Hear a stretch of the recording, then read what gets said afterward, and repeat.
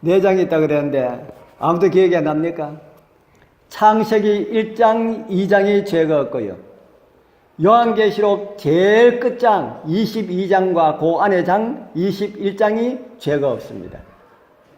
그래서 창세기 1장, 2장은 하나님께서 처음 창조하신 세상, 하나님께서 처음 창조하신 세상, 죄가 생기기 전에 그 세상에 죄가 없고요. 성경 마지막 두 장은 하나님께서 죄를 다 해결하고 난 다음에 죄가 없는 우리가 갈 새하늘과 새 땅, 그것이 죄가 없습니다. 그러면은 죄가 시작한 장은 어딜까요? 죄가 시작한 장.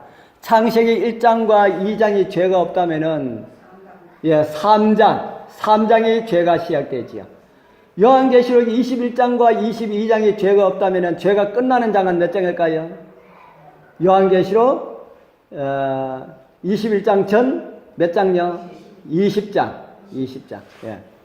창세기 3장에서 죄가 시작해서 요한계시록 20장이 죄가 끝난다.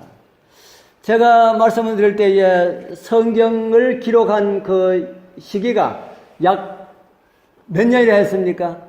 약 1600년. 성경을 기록한 사람 몇 명이고요? 약 한 40명에 의하여서 그 오랜 시간 가운데 기록을 했는데도 이렇게 성경이 짜임새가 있더라. 그러니까 이 성경은 하나님의 말씀이다 하는 겁니다.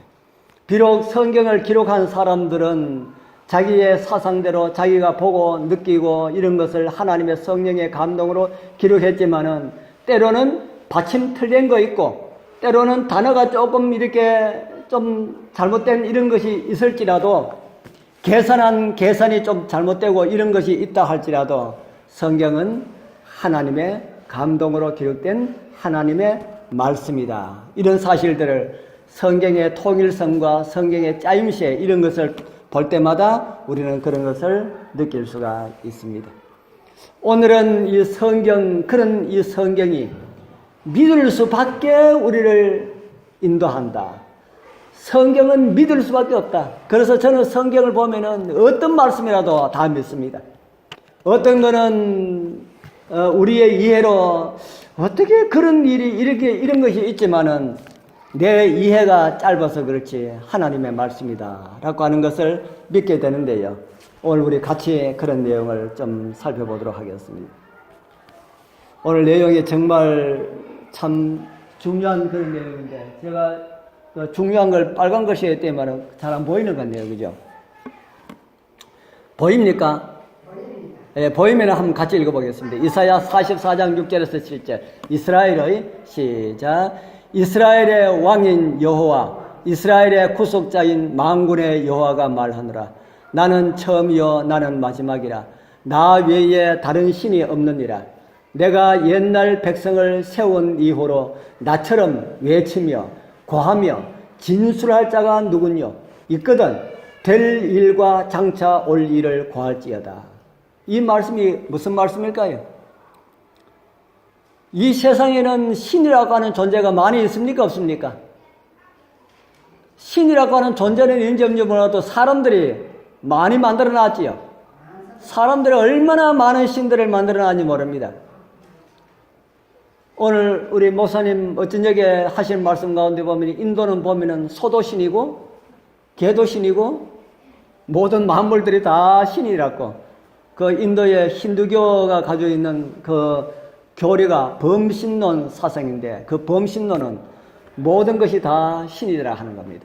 이 나무에도 신이 있다고 그렇게 합니다. 그래서 그곳에서 주장하는 신이 인도의 그 힌두교에서 주장하는 그 신이 3,000 신이 넘는다고 합니다. 3,000 신 종류 다 이름 외우지도 못합니다. 그런 수많은 그런 신들이 있다고 하는데 하나님께서 그 신이라고 주장하는 그 존재들에게 이야기를 하는 겁니다.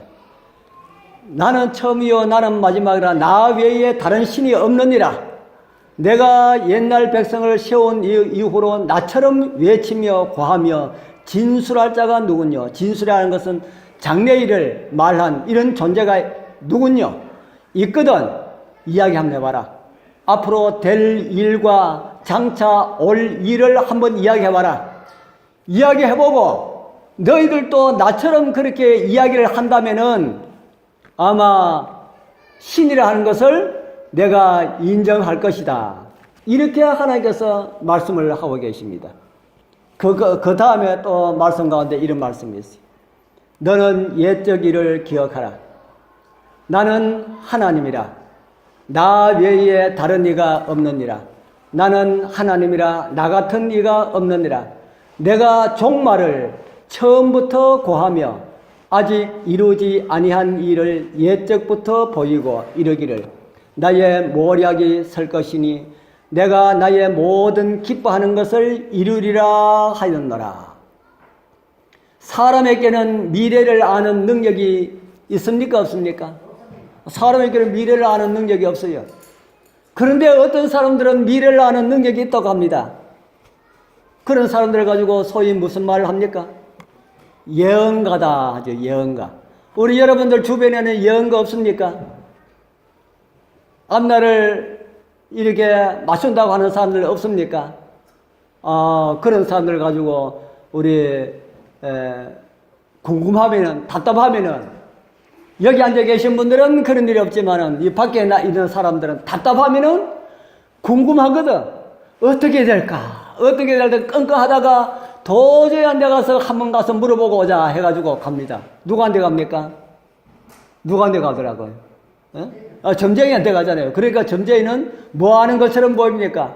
미래를 아는 것처럼 그렇게 보이잖아요. 아주 유명한 점쟁이가 있는데 차를 타고 가다가 다른 사람 내일 무슨 일이라고 다 이야기 다 해줬는데 그 유명한 점장이가 차를 타고 가다가 갑자기 교통사고가 났어요. 그래가지고 죽을 뻔했습니다. 그래 병원에 6개월 동안 입원해 있다가 이제 치료받고 6개월 후에 퇴원해가지고 집에 가보니까 집에 점장이 집에 뭐가 있습니까? 법당이 있잖아요.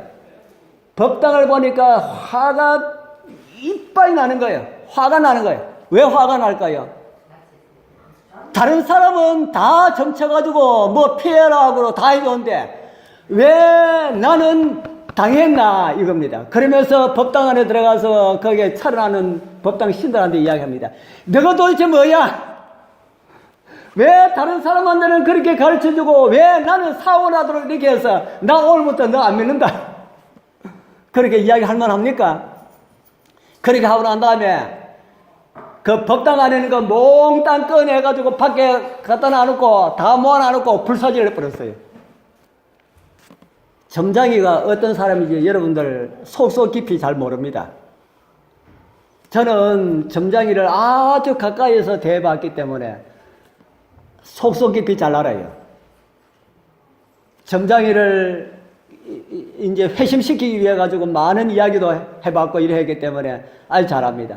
그래서 제가 점장이 하나 한다 하고 이야기를 하니까 그 점장이가 하는 말이 너무 신비해서 이것을 끊지를 못한다 하는 겁니다. 왜 뭐가 신비하냐 하니까 누가 물으러 오면은 그 사람의 앞날에 대한 것을 환하게 다 보여준다는 겁니다. 그러니까 대문 열고 들어올 때 누구 엄마 어서 와 하면은 밖에서 문 열고 놓고 문고리 잡다가도 밖에서 깜짝 놀란다는 거예요. 보지도 않고 어떻게 하나? 그래 들어가면은 뭐 때문에 누가 엄마 뭐 때문에 왔지? 그래 그 일은 지난 어제 아랫게 너가 무슨 일 했기 때문에 그래. 뭐 보지도 않았는데 어제 아래 무슨 일 했는지 다 알고. 그러면서 앞으로 그거 피하려고 그러면 뭘 해. 그렇게 이야기해주고. 그러니까 너무 신기해서.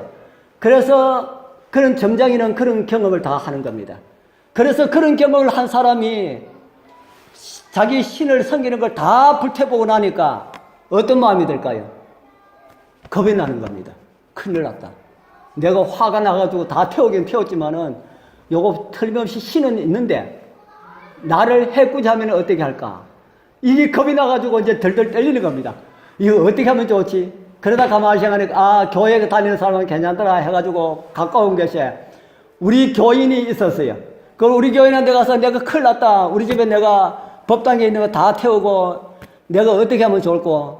하니까 그때 마침 우리 영남합에서 목회하다가 은퇴하시고 저 충청도 가서 사신 분이 있는데 바로 그 집 옆에 살고 있어요. 아, 그러면은 내가 같이 우리 목사님한테 가서 성경 배우자. 그래서 목사님한테 가서 성경 배우고 우리 교회로 나와서 침례받고 우리 교인이 되었는데 그 이름이 유명한, 우리 교인들 가운데 이름이 유명한 이름이 누구지요? 지금 기억이 가물가물합니다. 그래서 각 교회를 다니면서 지금 간증도 하고 그래 합니다. 그래서 점장이들도 다 알아맞추다가 누구는 못 맞췄어요. 예. 100개 알아맞추고 다른 사람 다 알아맞추고 자기 죽을 거, 사원할 거 알아맞추지 못하면은 끝나버립니다. 그렇기 때문에 이 세상에 어떤 존재도 믿을 수 있는 존재는 하나도 없다. 점장이 한 대 가르쳐주는 그 존재도 못 믿는다는 겁니다. 우리나라 아니고 세계적으로 예언가 가운데 아주 유명한 예언가가 있습니다. 이름하여 노스트라다무스. 혹시 들어보셨습니까? 노스트라다무스 들어보셨어요? 안 들어보셨어요? 예, 우리 젊은 사람한테 너희들 노스트라다무스가 누군지 아나 물으면은 거의 다 압니다. 노스트라다무스는 어떻게 유명했나 하면은 그의 예언집이 있습니다. 예언집이 있는데 오늘날 많은 사람들이 그걸 해석을 하면은 50%가 맞는다 그럽니다. 50%. 50% 맞는 예언가 믿을 수 있습니까? 없습니까?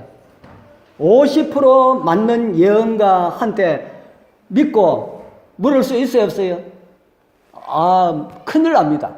50%, 90% 해도 믿으면 안 돼요. 99% 해도 믿으면 안 돼요. 몇 프로 돼야 믿을 수 있겠습니까? 100%. 100%. 성경은 예언이 100%입니다. 성경에 나타난 예언들은 하나도 성취 안 된 게 없어요. 제가 성경에 많은 수많은 예언들이 있는데 그 가운데 노아 홍수, 여러분들 잘 아시죠? 노아 홍수에 대한 예언을 창세기 6장 3절에 했는데 그것이 창세기 7장에 성취되었고요. 이스라엘 나라가 남쪽 유다, 북방 이스라엘이 멸망할 것에 대한 성경의 기록이 있는데 그것도 성취되었고요. 그리고 예수님께서 계실 때에 예루살렘이 멸망할 것을 예수님께서 예언하셨습니다. 그것도 서기 70년경에 성경에는 예루살렘 멸망에 대한 기록은 없지만은 역사가 서기 70년경에 로마의 타이터스에 의해서 멸망했다고 역사가들은 그렇게 기록을 하고 있습니다. 그래서 성경에 나타난 모든 예언들이 다 이루어졌다 하는 겁니다. 오늘 저는 성경에 있는 예언 가운데 가장 긴 예언 하나를 좀 소개를 해드리려 합니다. 우리 재림교회 다니시면서 많이 들어보신 분도 있을 것입니다. 지구 역사 끝까지 있을 약 3000년 정도의 역사를 예언을 했습니다. 그 예언에 대해서 조금 오늘 말씀을 드려야 합니다. 그 내용은 다니엘서 2장에 나오는 내용입니다. 다니엘서 1장 1절에 보면은 이런 말씀이 있어요. 유다 왕 여호야김이 위에 있은 지 3년에 바벨론 왕 느부갓네살이 예루살렘에 이르러 그것을 에워쌌더니, 여호야김 3년이라고 하는 것은, 여호야김은 이스라엘 나라 가운데 북쪽에는 이스라엘, 남쪽에는 유다 이렇게 했는데 남쪽에 유다의 왕입니다. 유다의 왕 605년에 일어난 사건을 지금 다니엘서 1장 1절에 기록을 하고 있습니다. 이 사건 때에 느부갓네살이 예루살렘에 이르러 그것을 에워쌌더니라고 하는 이 사건 때에 성경에 나오는 다니엘 들어보셨지요? 다니엘과 그의 친구들이 포로로 잡혀갔습니다. 이 사건은 이사야 39장 6절에서 7절에 있는 예언을 성취하는 그런 아주 중요한 그런 사건이었습니다. 이사야서에는 어떤 예언이 있었는지 이런 예언이 있습니다. 보라, 날이 이르리니 내 집에 있는 모든 소유와 내 열조가 오늘까지 사오던 모든 것이 바벨론으로 옮김바되고 남을 것이 없으리라. 여호와의 말이니라. 또 내게서 날 자손 중에서 몇이 사로잡혀 바벨론 왕궁의 환관이 되리라 하셨나이다. 이곳에 책망을 듣는 사람은 남방 유다의 16대 왕인 히스기야 왕이고, 이런 말을 하는 사람은 그 당시에 선지자였던 이사야였습니다. 이사야. 왜 이런 말을 하게 되었을까?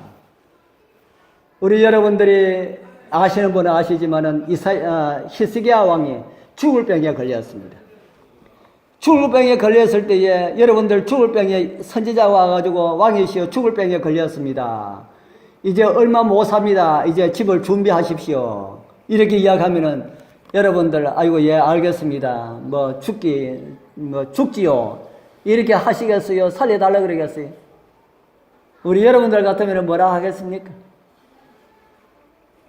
여기에 이 말을 들을 때에 히스기야 왕이 35살 때입니다. 35살 정도 되면은 죽기 아까운 나이입니까? 아이고 살 만큼 살았다 할 나이입니까? 아까운 나이지요. 그래서 히스기야 왕이 이제 왕 되어가지고 얼마 안 됐는데 이방 나라하고 싸워가지고 많이 이기고 하나님의 능력이 나타나고 아주 참 나라가 이제 부강해지고 이 살기 좋아지고 이런데 죽어야 된다 그러니까 얼마나 죽기 싫겠어요. 그래서 우리 성경에 보면 이사야가 하나님께 기도한 내용이 나옵니다. 하나님 저 살려주십시오. 그래서 눈물을 흘리면서 그렇게 기도하니까 하나님께서는 살려주셨을까요? 살려주셨어요. 우리 여러분들도 아프면은 기도하십시오. 하나님께서 살려주십니다. 그래서 살려주셔가지고 15년을 더 살게 해주셨어요. 그런데 살려주셨는데 저 바벨론에서 이스라엘 나라 왕이 갑자기 죽을 병에 걸렸다 살았다. 그 이유가 뭐고 가서 한번 알아봐라. 이래가지고 사절단을 보냅니다. 사절단을 보내가지고 왕한테 와가 왕이시여 왕이 죽을 병에 걸려가지고 죽다 살았다 하는데 참 감축합니다. 그러고 난 다음에 무슨 특별한 좋은 약을 하셨습니까? 하고 이렇게 물었겠지요. 그래 물었는데 이사야가 그때 하나님의 능력에 대해서 말했다라면은 바벨론 나라가 감히 쳐들어오지 못했을 것입니다. 그런데 하나님께서 나를 살려주셨다는 이 말은 다 빼버리고 우리나라가 얼마나 살기 좋은지 아느냐 하고 데리고 다니면서 보물창고 다 구경 다 시켜줬어요. 보물창고. 그러니까 자기의 부, 권력 이것을 보여줬다 이 말입니다. 그러고 난 다음에 그 사람들이 갔습니다. 그러고 난 다음에 이사야가 와가지고 왕이시여 그 사람들 와서 무슨 말 합니까? 그리고 왕이 뭘 보여줬습니까? 하는 거 내가 우리 궁 안에 있는 모든 보험을 다 보여줬다 하니까 이사야가 이런 말을 하는 겁니다. 그 사람들 돌아가서 이제 어떻게 하면은 이스라엘을 쳐들어올고 그래서 이 보물을 빼앗아 갈고 그거 궁리하고 있을 겁니다. 그리고 얼마 있지 않으면은 우리나라가 바벨론 나라에 망하게 될 것입니다. 그리고 왕이시여 왕의 자손들 가운데 몇 사람이 잡혀가서 바벨론 나라의 황관이 될 것입니다. 그렇게 이야기했어요. 그래서 이제 이 당시에 있었던 이사야가 그런 말을 하게 되고 그 사건이 다니엘서 1장에 이렇게 나타나는 겁니다. 유다 왕 여호야김이 위에 있은 지 3년에 바빌론 왕 느부갓네살이 예루살렘에 이르러 그것을 애워 샀더니 이 일이 유대왕 22대 왕인 여호야김 3년 그러니까 주전 605년 예수님 태어나기 605년 전에 일어난 그런 사건을 우리에게 가르치고 있습니다. 그리고 성경 다니엘서 2장은 이런 말씀을 또 우리에게 보여주고 있습니다. 여기 나오는 이 왕이 예루살렘을 쳐들어가서 유대 나라를 멸망시킨 그 왕입니다. 느부갓네살이 위에 있은 지 2년의 꿈을 꾸고 그로 인하여 마음이 번민하여 잠을 이루지 못한지라. 느부갓네살 2년은 다니엘서 1장의 사건이 일어난 2년 후의 일입니다. 2년 후에 2년 전에 유다를 쳐들어가서 유다를 멸망시키고 포로로 잡아가고 그랬는데 그 사건 있고 난 다음에 2년이 지나서 꿈을 꾸고 마음이 번민하여 잠을 이루지 못한다 했습니다. 무슨 꿈을 꾸었기에 잠을 이루지 못하였을까? 여러분들 꿈꾸고 난 다음에 밤에 자다가 꿈을 꾸고 잠 깰 때겠지요. 잠 깨고 난 다음에 무슨 꿈을 꾸는데 내가 무슨 꿈을 꾸었지 하고 생각나는 일 있었습니까? 생각해보니까 생각났디가 안 났디가? 나는 것도 있고 안 나는 것도 있고. 그런데 잠을 못 잘 정도로 고민해 본 적이 있습니까? 밤새도록 잠을 못 잘 정도로 무슨 꿈이지 하고 생각해 본 적이 있습니까? 그런 거 잘 없지요. 대강 보면은 잊어버립니다.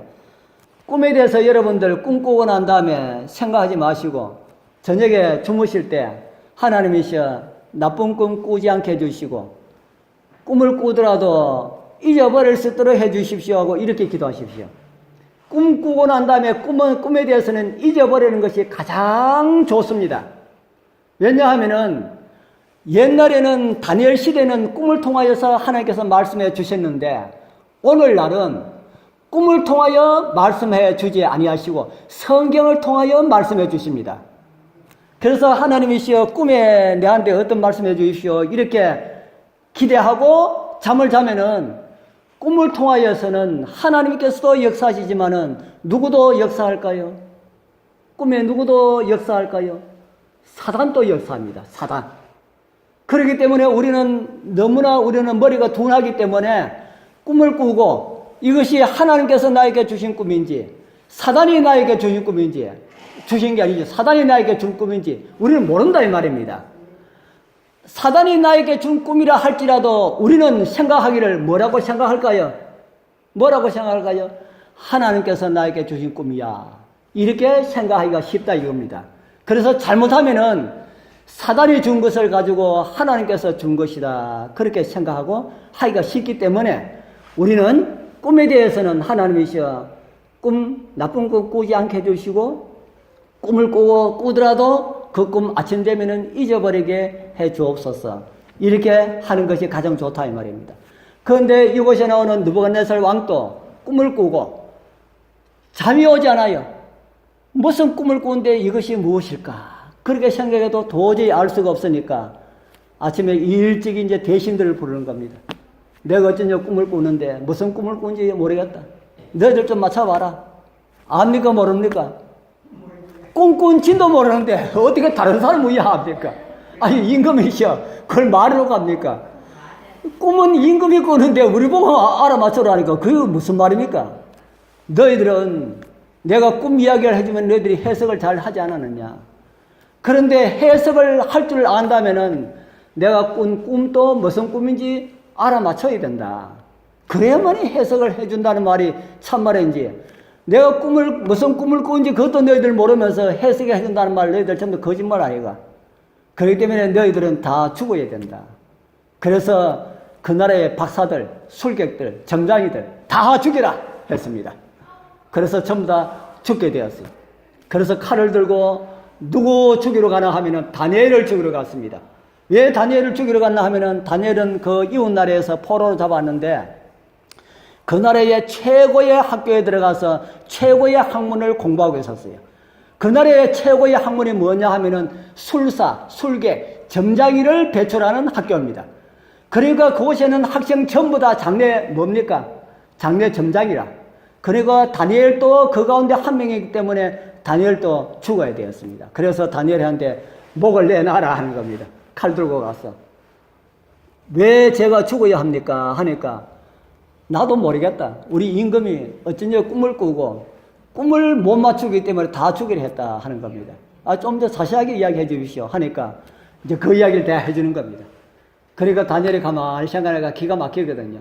그 꿈 하나 꿔놔놓고 그거 알아맞추지 못한다고 해가지고 이 나라에 있는 박사들, 점장이들 다 죽이려 하니까 그 수도 엄청나게 많을 건데 그 사람들 다 죽이려 하는 생각이 들어서 다니엘이 이야기합니다. 왕의 그 명령이 왜 그리 급합니까? 저한테 3일 시간을 주십시오. 며칠요? 3일. 3일만 주면은 제가 왕에게 가서 그 꿈을 이야기해 드리고 꿈 해석도 해 드리겠습니다. 그랬어요. 그러니까 이 사람 죽인 일이 좋은 일입니까? 나쁜 일입니까? 아이고 사람 안 죽이게 되니까 얼마나 좋겠습니까? 그래서 얼른 궁전에 들어가서 임금한테 이야기를 하는 겁니다. 임금이시여, 임금이 저 유대나라에서 포로로 잡은 그 다니엘이 3일 후에 와서 임금이 무슨 꿈을 꾸는지 이야기해 준답니다. 그리고 그 해석까지 다 해준답니다. 그러니까 3일만 기다리십시오. 그러지요. 그러고 난 다음에 이제 다니엘이 이제 임금한테 이제 가는 겁니다. 그래서 성경 다니엘서 2장 26절부터 보면은 다니엘이라고 하는 사람이 느부갓네살 왕에게 꿈 이야기를 해주는 겁니다. 이렇게 나오고 있습니다. 왕이 대답하여 벨드살살이라 이름한 다니엘에게 이르되 내가 얻은 꿈과 그 해석을 네가 능히 내게 알게 하겠느냐? 다니엘이 왕 앞에 대답하여 가로되 왕의 물으신 바 은밀한 것은 박사나 술객이나 박수나 점장이가 능히 왕께 보일 수 없으되 오직 은밀한 것을 나타내실 자는 하늘에 계신 하나님이시라. 그가 느부갓네살 왕에게 후일에 될 일을 알게 하셨나이다. 자, 왕이 꾼 꿈은 누가 알지 못한다 그랬습니까? 왕이 꾼 꿈은 누가 알지 못하여? 박사나 술객이나 점장이나 이런 사람들이 알 수가 없다 하는 겁니다. 왜 알 수가 없어요? 알 수가 없습니다. 왕이 꾼 꿈을 어떻게 그 사람들이 알 수가 있습니까? 그런데 누구만이 아신다 그럽니까? 이 은밀한 것을 나타내실 자는 누구뿐이라 그럽니까? 하늘에 계신 하나님 뿐입니다. 그가 하나님께서 느부갓네살 왕에게 후일에 될 일을 알게 하셨나이다. 이렇게 말을 하고 난 다음에 계속해서 이제 이런 말을 합니다. 다니엘서 2장 29절에 보면은 왕이 침상에 나아가서 장래 일을 생각하실 때에 무슨 일을 생각하실 때예요? 장래 일을 생각하실 때에 은밀한 것을 나타내시는 이가 장래 일을 왕에게 알게 하셨다. 왕이 침상에 나가서 무슨 생각하면서 잠을 잤다 하는 것까지 다니엘이 압니다. 왕이 침상에 나가서 장래 일을 생각하실 때에 그렇게 생각하면서 주무시지 않았습니까? 하니까 느부갓네살 왕이 가만히 생각하니까 어쩌냐 자기가 잘 때 이 나라가 어떻게 될고 생각하면서 잤거든요. 그것까지 지금 이야기를 하는 겁니다. 그래서 그 이전 꿈 이야기를 지금 다니엘이 왕에게 해주는 겁니다. 왕이여, 왕이 한 큰 신상을 보셨나이다. 그 신상이 왕의 앞에 섰는데 크고 광채가 특심하며 그 모양이 심히 두려우니 그 우상의 머리는 정금이요 가슴과 팔들은 은이요 배와 넓적다리는 노시요 그 종아리는 철이요 그 발은 얼마는 철이요 얼마는 진흙이었나이다. 또 왕이 보신즉 사람의 손으로 하지 아니하고 뜨인 돌이 신상의 철과 진흙에 발을 쳐서 부서뜨리며 철과 진흙과 녹과 은과 금이 다 부서져 여름 타장 마당에 겨같이 되어서 바람에 불려 간 곳이 없었고 우상을 친 돌은 태산을 이루어 온 세계에 가득하였나이다. 왕이 뭐 봤다 합니까? 왕이 무엇을 보셨나이다 합니까? 큰 신상을, 이런 신상을 봤다 하는 겁니다. 이런 큰 신상을 보았는데 머리는 뭐고요? 머리는 뭐처럼 생겼습니까? 누런 쇳덩어리가 뭐가 있던가요? 누런 쇳덩어리. 머리는 황금이고 가슴은 은이고 배와 넓적다리는 노시고 그 밑에 종아리는 철이고 발은 얼마는 철이고 얼마는 진흙이었습니다. 이렇게 이야기하는 겁니다. 꿈은 누가 꾸고요? 꿈은 왕이 꾸고 꿈 이야기는 지금 누가 하고 있습니까? 다니엘이 하고 있고 꿈 이야기는 누가 또 듣고 있습니까? 꿈을 꾼 사람이 꿈 이야기를 듣고 있습니다. 가만히 듣고 있으니까 자기가 잊어버린 꿈을 다니엘이 술술술술 이야기하니까 느부갓네살 왕이 가만히 들어보니까 어떻게 했습니까? 이야, 진짜 기가 막힌다. 아, 꿈은 내가 꿨는데 어떻게 자가 저렇게 잘 알지? 하는 마음이 들지 않겠습니까? 그런데 공중에 뜨인 돌이 사람의 손으로 하지 아니하고 뜨인 돌이 하나 있더니만은 날라와가지고 어딜 쳤다 그럽니까? 발을 쳤는데 이 신상은 다 날아가 버리고 발을 친 그 돌이 큰 산을 이루었습니다. 이렇게 이야기하는 겁니다. 그래 이야기하니까 이 느부갓네살 왕이 이제는 뭐가 생각이 나겠습니까? 자기 꿈은 이제 다 알아맞혔으니까 뭐가 궁금하겠습니까? 이 꿈이 무엇인가 하는 게 이제 궁금하겠지요. 그래 이제 꿈은 무엇이고 하니까 이제 꿈 해석을 이제 이렇게 해줍니다. 그 꿈이 이러한즉 내가 이제 그 해석을 왕 앞에 진술하리이다 하고 이제 다니엘이 꿈 해석을 해주는 겁니다. 왕은 곧 금머리입니다. 왕이 뭐라 그럽니까? 왕은 뭐라고요? 금머리. 왕은 금머리입니다. 여러분들 해석할 때에 머리라 그러는 게 듣기 좋습니까? 발이라 하는 게 듣기 좋을까요? 머리라 하는 게 듣기 좋겠지요. 왕은 금머리입니다. 그것도 머리 중에서 어떤 머리요? 금머리. 기분 좋을까요? 왕이 들으니까 기분 좋겠습니까? 왕은 금머리입니다 하니까 왕이 기분 좋을까요? 기분 별로 안 좋을까요? 아, 기분 참 좋을 것이라는 생각이 듭니다. 그러고 난 다음에 하는 말이 왕은 열왕의 왕이시라. 하나님께서 왕에게 이 모든 것을 주셨으니 왕은 바로 금머리입니다. 이렇게 이야기합니다. 그 말에 대해서 기분 좋아서 입이 아마 해 이렇게 벌어졌을지 몰라요. 그렇게 하고 있는데 그 다음 이런 이야기를 합니다. 왕의 후에 왕만 못한 다른 나라가 일어날 것입니다. 왕 금머리인데 금머리가 망하고 어떤 나라가 일어나요? 가슴, 은나라가 일어날 것입니다. 그리고 또 이렇게 말을 합니다. 셋째 나라는 녹 같은 나라가 일어나서 온 세계를 다스릴 것입니다. 이렇게 말을 하고요. 넷째 나라는 강하기가 철 같은 이런 나라가 일어날 것이다. 이렇게 말을 합니다. 또 그 다음에는 이런 말을 합니다. 왕께서 그 발과 발가락이 얼마나 토기장이의 진흙이요 얼마나 철인 것을 보셨은즉 그 나라가 나누일 것이며 넷째 나라 지나서는 나라가 나누일 것이다 했습니다.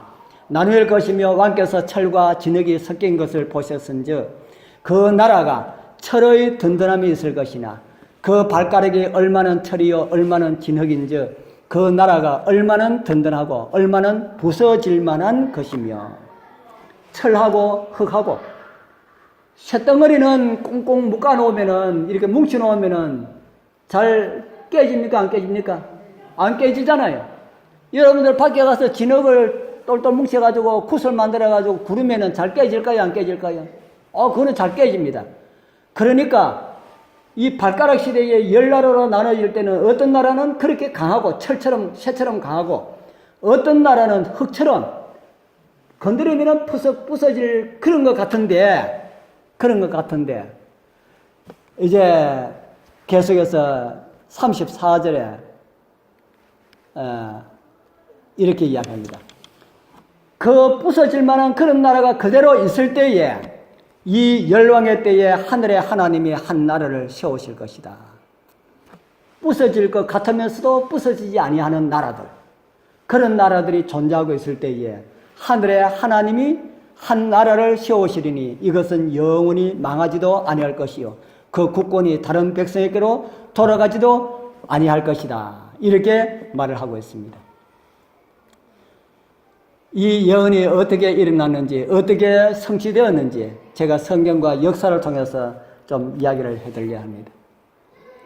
왕은 금머리이다 이렇게 말한 것처럼 금머리는 바빌론 나라를 가리킵니다. 기원전 605년에 일어나서 기원전 539년에 멸망한 나라입니다. 그것을 역사는 또 이렇게 증명을 하고 있습니다. 여기에 나오는 이 지도가 바벨론 나라의 지도입니다. BC 560년경 느부갓네살 왕이 다스릴 때의 바벨론 지도입니다. 열왕의 왕이시라 이렇게 할 만큼 바벨론의 명성과 영화는 어떤 나라도 따라갈 수가 없었습니다.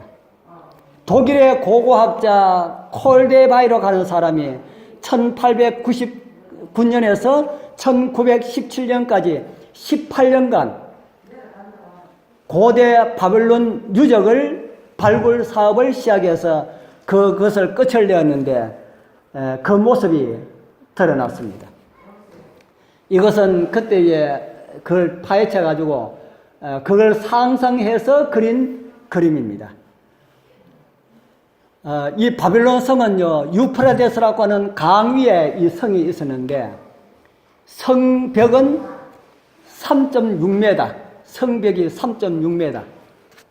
요 의자 길이가 몇 메다 될까요?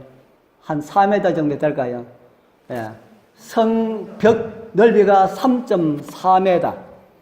그리고 어떤 데는 좀 넓은 데는 8m. 성벽이 그만큼 두꺼운 성벽인데 그런 성벽이 어떤 곳에는 3중으로 성벽이 3개로 되어 있고 어떤 곳에는 4중으로 되어 있었습니다. 성벽이 그렇게 두꺼운 성벽이 3개나 또 4개나 이렇게 되어 있으니까 세계의 어떤 나라도 그 나라를 수도를 쳐들어갈 수가 없었습니다. 어떻게 쳐들어갑니까? 옛날에 우리 뭡니까? 역사 드라마들 보면은 성문 깨기 위해 가지고 뭐라 합니까? 나무 큰 거 가지고 가서 부르마 이래 가지고 꽝 이렇게 하지요. 그래가지고 성문이 열리면 와 들어가고 또 성벽에 사들여 놓고 올라가기를 안 합니까? 그런데 바벨론 성은 문 하나 열려도 까딱 없어요. 안에 또 문 또 있거든. 문 하나 열려서 들어가면 안에 또 성벽이 또 있는데 또 문이 또 있어. 그러니까 그 안에서 우왕좌왕 하다가 위에서 활 쏘면 다 죽잖아요. 그러니까 어떤 나라도 그 성을 쳐들어갈 수가 없었다 합니다. 이 성둘레는 16km. 예수님 당시에 로마 세계에서 제일 큰 도시였던 로마 나라의 성둘레가 9.6m. 그렇다면 이 바벨론 성이 얼마나 웅장하였고 대단한 성이라 하는 것을 우리에게 보여주고 있습니다. 지금까지 알려져 있는 세계 불가사의 가운데 하나가 바벨론의 공중정원입니다. 옛날에 전부 다 1층, 2층 이럴 때인데 공중에 10층 이런 높이의 공중에 정원을 만들어 놓고 왕이 즐겼다는 이 공중정원은 지금까지도 어떻게 그것을 만들었을까? 세계의 불가사의 가운데 7개의 불가사의 가운데 들어가는 하나입니다. 이런 나라도 세워진 지 70년이 되지 못하여서 금보다 못한 어떤 나라요? 금보다 못한 은나라에 한때 멸망되고 맙니다.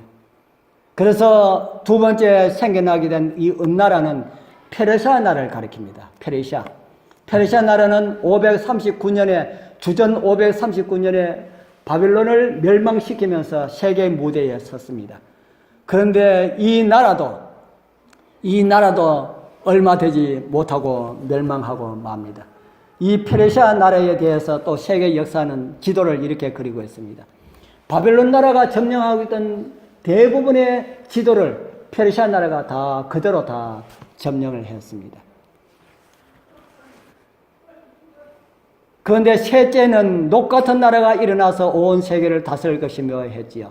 이 녹 나라는 알렉산더 대왕이 이끄는 그리스 나라입니다. 헬라 나라입니다. 이 세 번째 나라는 놋 갑옷을 입고 페르시아의 다리오 왕을 이기고 세계를 점령하였습니다. 이 지도가 아까 똑같은 지도입니다. 똑같은 지도에 나라 이름만 바뀌었습니다. 똑같은 지도에 알렉산더 그리스 나라가 그려져 있습니다. 그런데 이렇게 세계를 정복했던 이 알렉산더도 33살에 예수님 몇 세에 돌아가셨습니까? 예수님 33세에 돌아가셨지요. 알렉산더도 33살에 죽었습니다. 그런데 예수님은 못 박혀서 돌아가셨는데 알렉산더는 모기한테 물려서 죽었어요. 알렉산더 뭐한테 물려 죽었어요? 모기 한 마리한테. 세계를 점령하고 그렇게 천하를 호령하던 그 알렉산더도 모기 한 마리한테 못 이겨서 죽었습니다. 그리고 이 철의 나라 로마의 철퇴 앞에 이 알렉산더가 죽고 난 다음에 이 그리스 헬라가 로마 나라한테 멸망되고 맙니다. 이 로마 나라는 기원전 168년에 일어나서 서기 476년까지 일어났던 그런 나라였습니다. 이 나라는 이탈리아 반도를 발판으로 세계의 새로운 주인이 된 이 로마 나라는 500년 이상이나 무적의 대제국으로 뻗어갔다. 그렇게 역사가들은 말을 하고 있습니다. 이게 로마 나라의 영토입니다. 그러나 영원할 줄 알았던 이 로마도 다시는 통일될 수 없는 발가락 시대로 열나라로 나뉘어지는, 그렇게 성경이 말하는 것처럼 그렇게 분열되고 말았습니다. 다니엘서 2장 44절에 보면은 왕께서 철과 진흙이 섞인 것을 보셨은즉 그들이 다른 인종과 서로 섞일 것이나 피차에 합하지 아니함이 철과 진흙이 합하지 않음과 같으리이다. 로마 나라가 한창 번성기에 있을 때에 그 나라가 동로마, 서로마로 나누어졌습니다. 그러면서 힘이 많이 약해졌어요. 그런데 로마 나라 저 북쪽에 있던 게르만 민족 그 위에 있던 훈족이 게르만 민족을 쳐들어갑니다. 그러니까 게르만 민족은 훈족이 한때 훈족을 당해낼 수가 없어가지고 남쪽으로 내려가다가 어느 나라에 들어가나 하면 로마 나라에 들어가서 점령을 합니다. 그래서 로마 나라에 가서 열나라로 세우게 됩니다. 그래서 로마에서 분열된 발가락 나라는 이렇습니다. 오늘날 나라입니다. 영국, 프랑스, 독일, 이태리, 스위스, 아프리카, 스페인, 포르투갈, 이런 나라들이 발가락으로 갈려진 그런 나라입니다. 351년에 독일이 세워졌고요.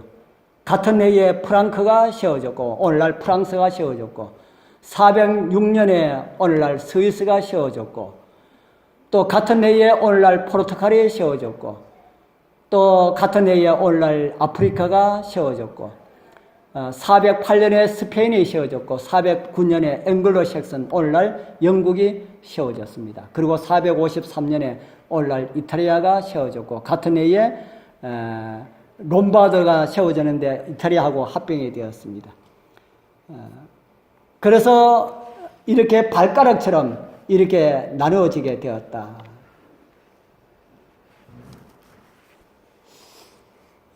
이 나누어진 이 나라가 많은 사람들이 한 나라를 만들기 위해 가지고 노력을 해왔습니다. 여러분들 이 사람 누굽니까? 누구 그림 같아요? 알프스를 넘은 세계적인 영웅. 알프스를 넘어서 프랑스의 나폴레옹입니다. 나폴레옹이 알프스를 넘어서 이태리를 쳐들어갈 때만 해도 나폴레옹이 어떤 일을 낼 것만 같았습니다. 그러나 성경이 합하지 못하리니라고 성경이 말씀했거든요. 그래서 나폴레옹은 유럽 정복하는데 실패했습니다. 다니엘서 2장의 벽을 뚫지 못하는 겁니다. 이 사람은 누군지 알겠습니까? 이 사람은 세계 제1차 대전의 주범인 독일의 빌헤름 2세입니다. 이 사람도 전쟁을 일으켜가지고 유럽을 하나로 통일시키려 했지만은 통일을 하지 못하고 하나님 말씀 앞에 무릎을 꿇고 말았습니다. 이 사람은 알듯하지요? 이 사람 누구 같습니까? 국기가 자세히 안 보이네요. 히틀러입니다. 히틀러.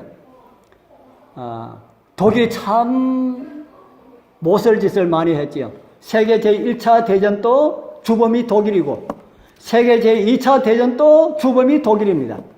독일의 히틀러도 유럽을 점령하기 위해 가지고 했지만은 점령을 하지 못했습니다. 이 히틀러가 세계 제2차 대전을 일으켰을 때에 우리 교회에 목사님 한 분이 히틀러 부대에 들어가서 종군하게 되었습니다. 그래서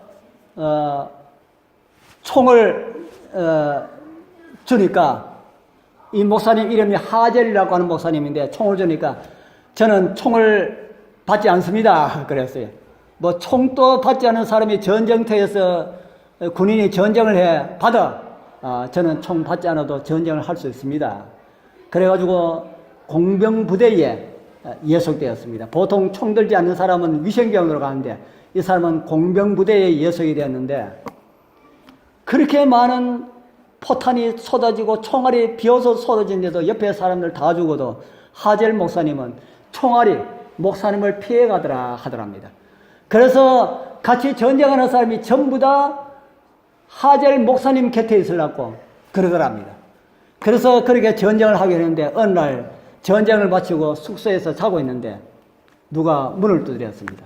그래서 문을 여니까 그 이제 한 사람이 이제 그 전령 저 군 대장의 심부름꾼 아닙니까? 전령이 오서 하는 말이 하젤을 장군님이 부르십니다 하더랍니다. 그래서 우리 목사님이 그 장군 만나러 갔어요. 가니까 그 장군이 하는 말이 자네가 생각하기로는 우리 전쟁이 어떻게 될 것 같아? 그렇게 묻더랍니다. 어떻게 전쟁 이야기를 똘병한데 물을 수가 있습니까? 전쟁 이야기를. 아니 장군님 지금 이야기하는 것이 사적인 이야기입니까? 공적인 이야기입니까? 왜? 하니까 사적인 이야기라면 제가 이야기를 드릴 수가 있어도 공적인 이야기라면 제가 말씀을 못 드립니다. 이렇게 이야기하니까 그러면 사적이다. 이야기해 하더랍니다. 그러니까 이 하젤 목사님이 제가 오늘 말씀드린 다니엘서 2장을 이야기했습니다. 다니엘서 2장을 쭉 이야기하고 난 다음에 하나님께서 이 나라는 하나가 되지 못한다고 했기 때문에 이 나라에 이것을 통일시키기 위해 전쟁을 일으킨 우리나라는 집니다. 연합군에게 패망할 것입니다. 그렇게 이야기했어요. 그래 알았어. 다른 사람한테는 이런 말 하지 마.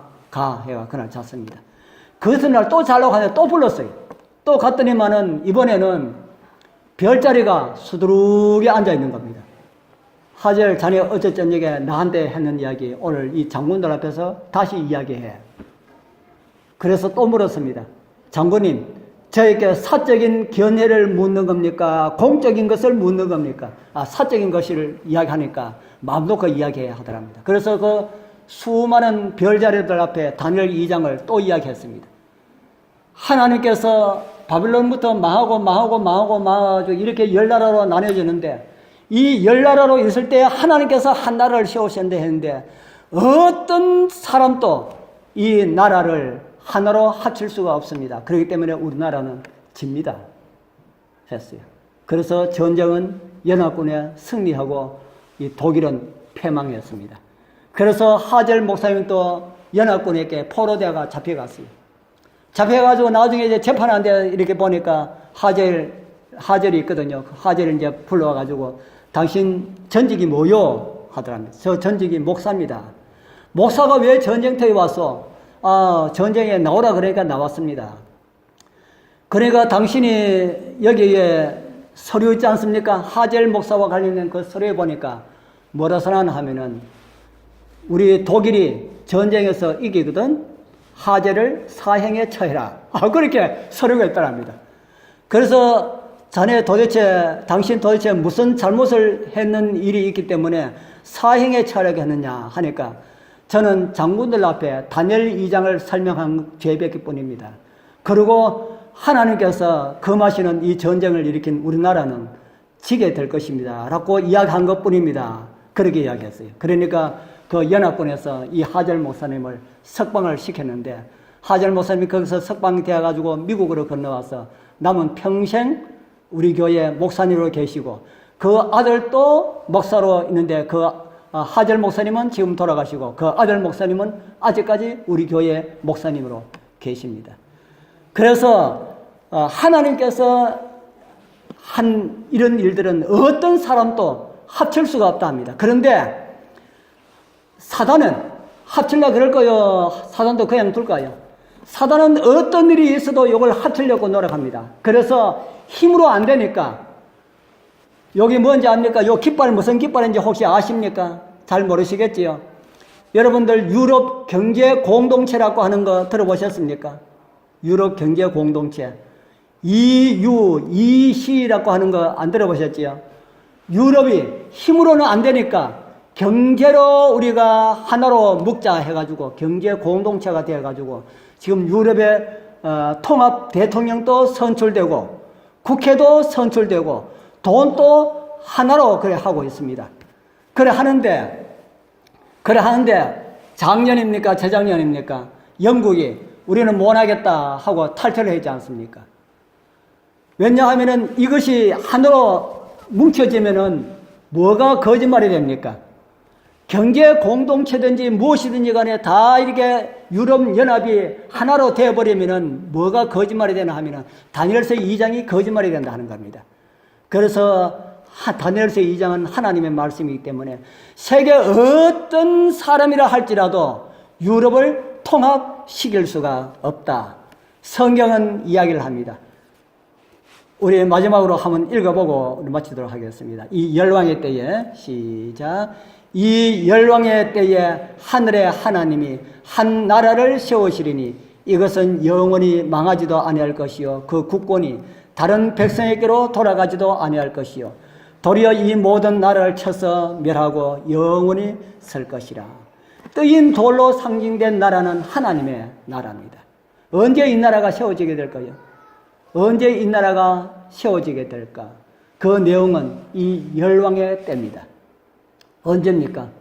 이 열왕의 때 언제예요? 지금입니다. 지금 유럽이 연합하려고 자꾸 이렇게 하고 하는 바로 이때에 하나님께서 한 나라를 세우실 것이다. 이 말 지금부터 몇 년 전에 했나 하면 지금부터 2700년 전에 다니엘이 이야기했습니다. 그런데 2700년 전에 다니엘이 이야기한 그대로 지금 다 이루어졌습니다. 바빌론 지나가고 페르시아 지나가고 그리스 지나가고 로마 지나가고 지금 열국시대입니다. 발가락 시대입니다. 이 발가락 시대에 하나님께서 한 나라를 세우실 것이다. 이렇게 말씀하셨는데 이 나라는 예수님의 재림으로 세워지게 될 것이다 하는 겁니다. 우리 사랑하는 우리 성도님들 꼭 이 나라 가기 위하여 준비하게 되길 바랍니다. 이 나라는요 진짜 좋습니다. 이 나라에 어떤 사람이 들어가게 될까요? 이 나라에 어떤 사람이 들어가게 되겠습니까? 제 이중사촌이 저 호주 갔는데 이야기하기를 무슨 이야기를 하냐면 호주 이민 가려 그러니까 15억을 내놔라 하더랍니다. 15억. 그 동생은 15억이 있어가지고 15억 주고 호주를 갔습니다. 또 뭐 주면은 또 다시 준다 그러대요. 그 15억 재산이 있는지 없는지 그거 확인하기 위해서 그래 한다 그러더라고요. 그 15억 재산 없는 사람은 호주 이민도 못 가요. 호주가 낫습니까? 한나라 더 낫을까요? 그런데 한나라 호주 15억 받으면은 한나라는 얼마 정도 받아야 되겠습니까? 한나라 돈 하나도 안 받고 오라 그러지요. 그런데도 공짜로 오라 그런데도 가기 싫어가지고 안 가려 그런 사람이 있다 이 말입니다. 우리 여기에 계신 분들은 그래 하지 말기를 바랍니다. 어떤 일이 있어도 우리는 꼭 한나라 가야 됩니다. 성경에 다시 우리에게 이런 말씀을 하거든요. 성령과 신부가 말씀하시기를 오라 하신도다. 듣는 자도 오라 할 것이요 목마른 자도 올 것이요 원하는 자는 값없이 생명수를 받으라. 어떤 사람은 간다고 그럽니까? 어떤 사람? 원하는 사람. 원하는 사람은 누구나 다 올 수 있다 그러니까 얼마나 좋습니까? 진짜 좋습니까? 예. 우리 이 나라 가려고 그러면은 어떻게 됩니까? 저 예수님 믿습니다 하고 예수님 믿고 예수님 믿는 표본 뭡니까? 교회 열심히 잘 나오고 그래서 우리 예수님 닮는 그런 사람이 되어야 됩니다. 그런 사람이 될 때에 우리 주님 오실 때에 우리 그곳에 다 함께 가게 될 것입니다. 제가 기도드리고